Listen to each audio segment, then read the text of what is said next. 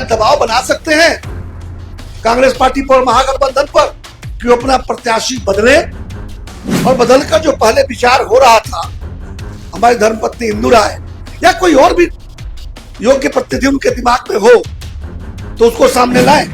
नमस्कार, आप देख रहे हैं इनसाइडर लाइव। मेरा नाम है काजल तिवारी। महाराजगंज लोकसभा चुनाव में दोनों गठबंधनों ने अपने अपने प्रत्याशियों का नाम घोषित कर दिया है, लेकिन इस सीट पर उम्मीदवारों के चयन की कहानी अभी पूरी नहीं हुई है, क्योंकि कांग्रेस ने प्रदेश अध्यक्ष अखिलेश प्रसाद सिंह के बेटे आकाश प्रसाद सिंह को टिकट दिया है, जबकि एमएलसी सच्चिदानंद राय खुद इस सीट पर निर्दलीय लड़ने का ऐलान कर चुके हैं। लेकिन अब सच्चिदानंद राय अपनी पत्नी इंदु राय को चुनाव लड़ाना चाहते हैं। ये बात उन्होंने शनिवार को अपने समर्थकों की सभा में कही है।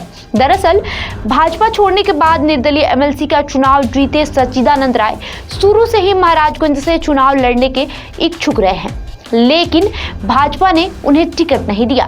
भाजपा ने उनसे एमएलसी चुनाव में भी टिकट छीन लिया, तो उन्होंने निर्दलीय चुनाव लड़ा और जीते भी। अब लोकसभा चुनाव में भी सच्चिदानंद राय अपनी मौजूदगी जताना चाहते हैं।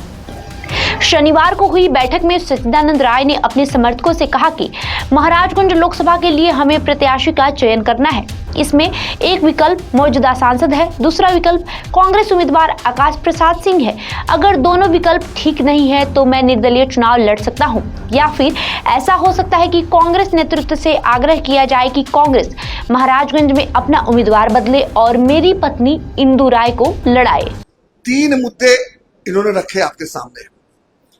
एक जो पहला मुद्दा है वो यह है कि हमारे सामने अभी 2 प्रत्याशियों का नाम है, एक वर्तमान सांसद महोदय और एक डॉक्टर अखिलेश प्रसाद सिंह के पुत्र आकाश प्रसाद सिंह।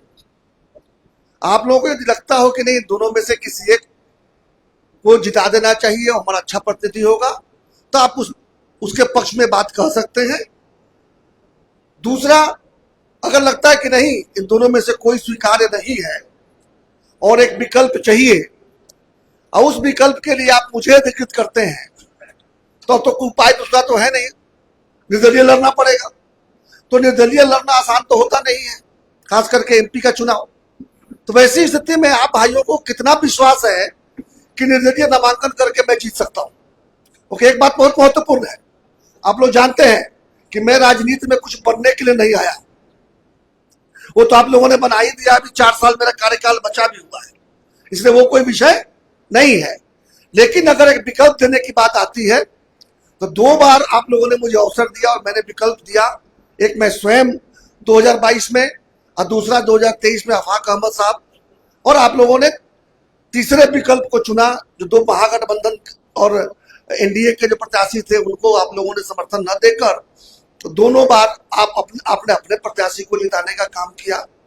तो इस बार भी क्या वो संभव है कि आप लोगों को लग रहा है कि निर्दलीय लड़के ये चुनाव जीता जा सकता है? उसकी कितनी गारंटी? क्योंकि लड़े भी और जीते नहीं तो ये आप लोगों की बदनामी होगी, मेरी तो होगी, इसलिए ध्यान रखना है।